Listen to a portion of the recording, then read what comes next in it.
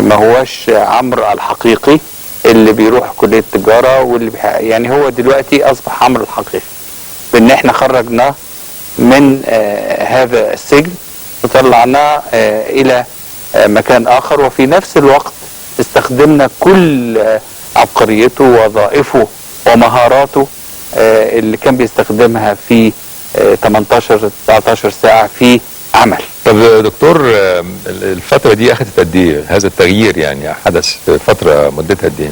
يعني هو أنا شفت عمرو تقريبا في شهر مارس، وعلى شهر 7 تقريبا. مارس من هذا العام يعني؟ كان واحد تاني بس بشكل تدريجي. كانت الأمر بيتطرق إلى جلسات فردية 1 to 1، يعني الطريقة التقليدية بتاعت فرويد على الشيزلونج، ويستلقي وتمرينات للاسترخاء الذهني والجسدي، وحاجة اسمها الفضفضة العلاجية والبوح الحر والتداعي الطليق، الحاجات المعروفة من أيام زمان، واللي نظرا لسرعة العصر كتير مننا ما بقاش يعملها على مدى نص. لكن مفيدة مش كده؟ مفيدة جدا جدا. فابتدى ان هو يعبر عن نفسه، وابتدينا نعمل حاجة اسمها تأكيد الذات، ترميم وتقوية الأنا. ابتديت أسمع منه، أخذ منه، ابتدينا نعمل حل للمشكلات الآنية والمستقبلة، نفكر في المستقبل. هو لوحده لقيته جايب الكتب وابتدى يخش الامتحان، وبعدين انتقلنا من مرحلة العلاج والتخلص من الأعراض إلى مرحلة بناء الثقة. فأعطيت له مساحة في عيادتي على أساس أنه هو يمارس فيها اللي كان بيمارسه في الظل أو في غرفته المغلقة.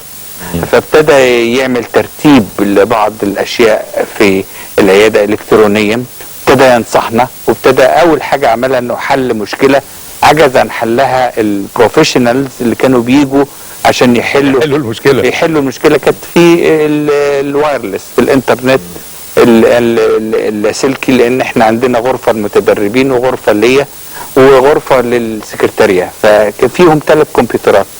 فحل المشكلة في اقل من نصف ساعة، ودي كانت البداية، كان الخيط. طبعا من غير مبالغة ومن غير تضخيم ومن غير، اديت لعمرو حقه في المكافأة النفسية والمعنوية. ومؤخرا يعني وبشكل لطيف كده خليته يستغني عن المعونة الأمريكية. بقى بجهده هو دلوقتي. بجهده، بياخد الجهد الحقيقي مش الجهد الوهمي. بالظبط كده، ياخد مرتبه وياخد حقه ويكون ذاته، يكون نفسه. طب انت سعيد بحياتك الجديدة دي، بالتجربة الجديدة؟ طبعا.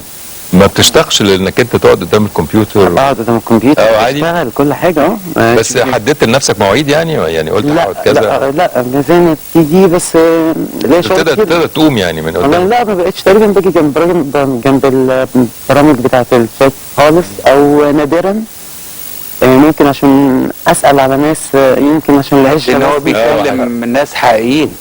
من ضمن الحاجات اللي عملناها مع عمرو ان انا القيت به في اليم، يعني رميته في جلسه من جلسات السايكودراما، وده العلاج بالمسرح. مسرح تلقائي من غير نص، من غير تحضير، من غير حاجه، ودي بيبقى فيها مجموعه، هي ورشه عمل.